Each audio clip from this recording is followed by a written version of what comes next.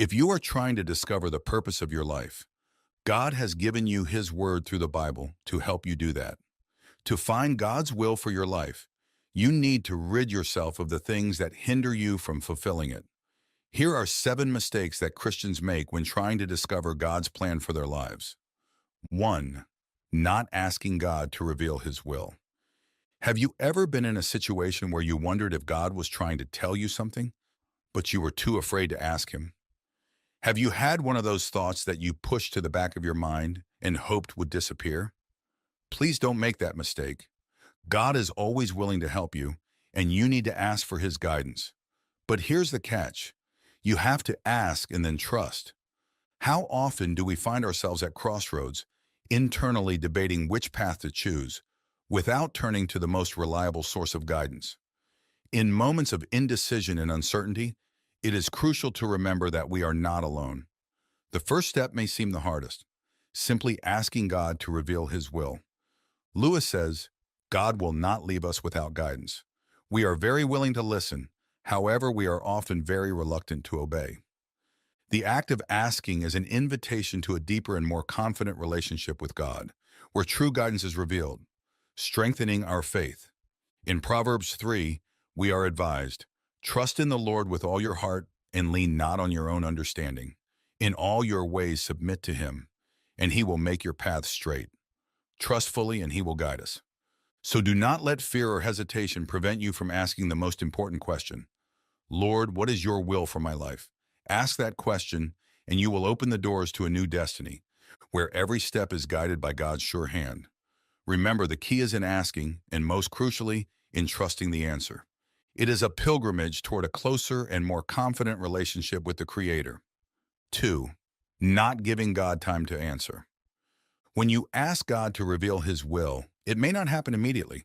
It may take years or even decades for His promises to be fulfilled. In our quest for God's will, we often expect quick and clear answers. But God's timing is not our timing. Patience is indeed an essential component of faith. Waiting for God's guidance is an exercise in trust and submission, a reminder that we are not in control. But there is a greater and more perfect plan being woven, even if we don't see it. Lewis, in exploring the nature of time and divine patience, wrote, "The future is something which everyone reaches at the rate of 60 minutes an hour, whatever he does, whoever he is. Each moment is a piece of the great mosaic of our life, carefully placed by God, with a purpose that we often only understand later." The example of Abraham is one of the most powerful about waiting on the Lord. In Genesis 17, when God promises a son to Abraham, already at 99, and to Sarah, barren at 90, the promise seems beyond belief. However, this decade-long wait for the fulfillment of God's promise, culminating in the birth of Isaac, reinforces the message that God is faithful and fulfills His promises, but in His own time. But the Lord is faithful, and He will strengthen you and protect you from the evil one. 2 Thessalonians 3:3. So as you wait for God's answers, remember that waiting is not an empty space to be filled with anxiety. It is a space to be filled with preparation and growth. God is working, even if we don't see the fruits immediately. 3. They listen to other voices instead of God. In a world filled with noise and incessant voices, finding God's voice can seem like a Herculean task. The opinions of others, social demands, and even our own expectations can drown out the gentle whisper with which God often speaks to our hearts. It is crucial, then, to learn to distinguish these voices and focus on the one that truly guides and brings peace. You know that phrase, "Sticks and stones may break my bones, but words can never hurt me"? It's not true. Words hurt, and if you pay attention to what you're saying, you'll realize you're actually hurting yourself. In today's world, people are surrounded by many voices. We have thousands of voices clamoring for us to listen to them. Unfortunately, many of these voices distract us from hearing God's voice. C.S. Lewis touches on this point insightfully in his writings, highlighting the importance of being attentive to external influences.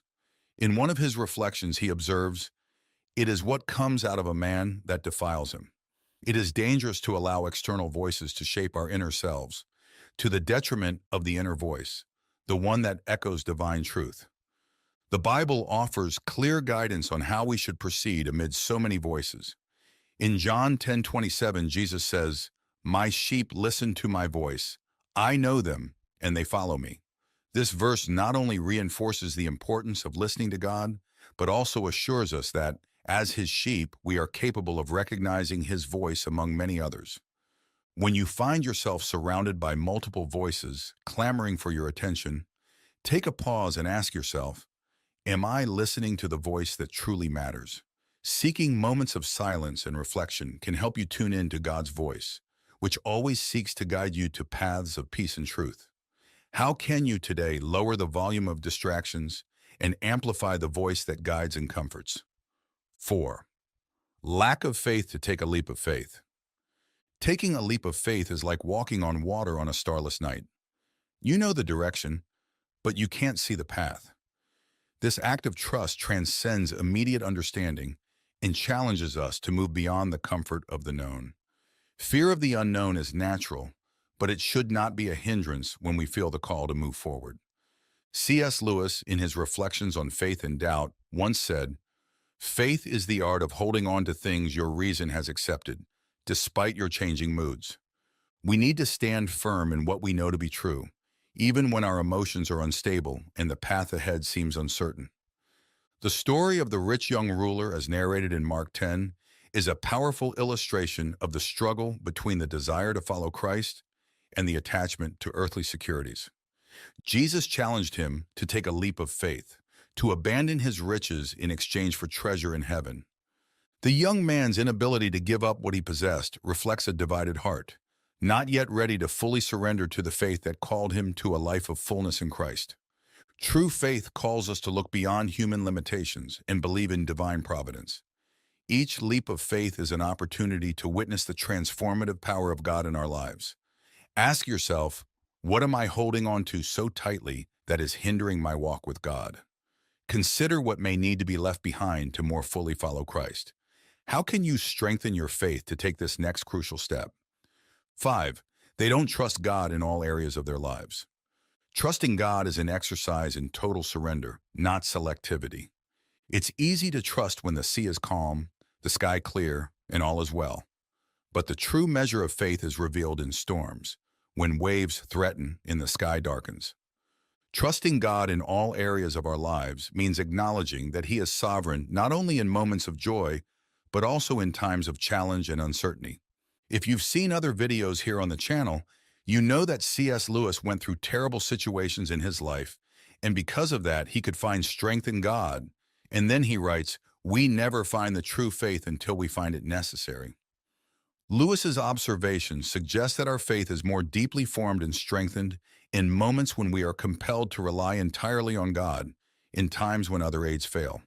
The commandment to love the Lord your God with all your heart, with all your soul, and with all your mind, as expressed in Matthew 22:37, shows a comprehensive and unconditional trust. This comprehensive love and trust are fundamental to a faith that permeates every aspect of life, not just the areas where we feel comfortable or secure. 6. They refuse to follow Jesus because they don't think it will benefit them. Following Jesus is a choice that goes beyond the calculation of immediate gains and losses.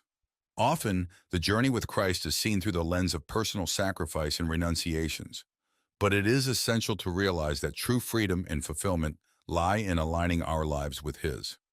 Finding Jesus is discovering the freedom to live not only for oneself, but for a greater and more transformative purpose.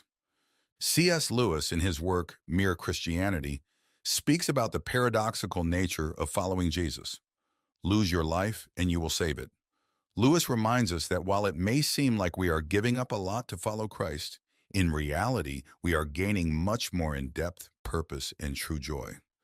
Jesus' invitation in John 14:12, "If you believe in me, you will do what I have been doing," is not just a call to replicate His miracles, but primarily to adopt His way of love, service, and self-sacrifice. This reveals an invitation to personal transformation and collective impact, indicating that our greatest fulfillment comes not from following our own plans, but from aligning ourselves with His. So if you find yourself hesitant to follow Jesus for fear of losing your own way, Consider the invitation to a life of broader significance. Following Jesus is not a limitation, but the expansion of our truest possibilities. How can you today let go of your reservations and embrace the freedom that comes from living according to Christ's teachings? Remember, in Christ, we find not only a guide, but also the path to true freedom and fulfillment. 7. They don't share their struggles with others. The journey to understand God's will is often marked by struggles and uncertainties. The pressure to maintain a facade of perfection can be overwhelming, but it's crucial to remember that true strength is found in vulnerability. Sharing our struggles is not a sign of weakness, but a courageous step towards healing and growth. By opening our hearts, we discover that our battles are universal and that mutual support is essential. C.S. Lewis, in his letters, often encouraged his readers to share their difficulties with others. He believed that friendship is born at the moment when one person says to another, "What? You too? I thought I was the only one."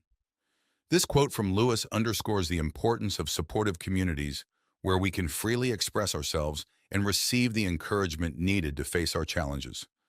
The Bible is filled with examples of figures who shared their struggles. In Galatians 6:2, Paul instructs, "Carry each other's burdens, and in this way you will fulfill the law of Christ."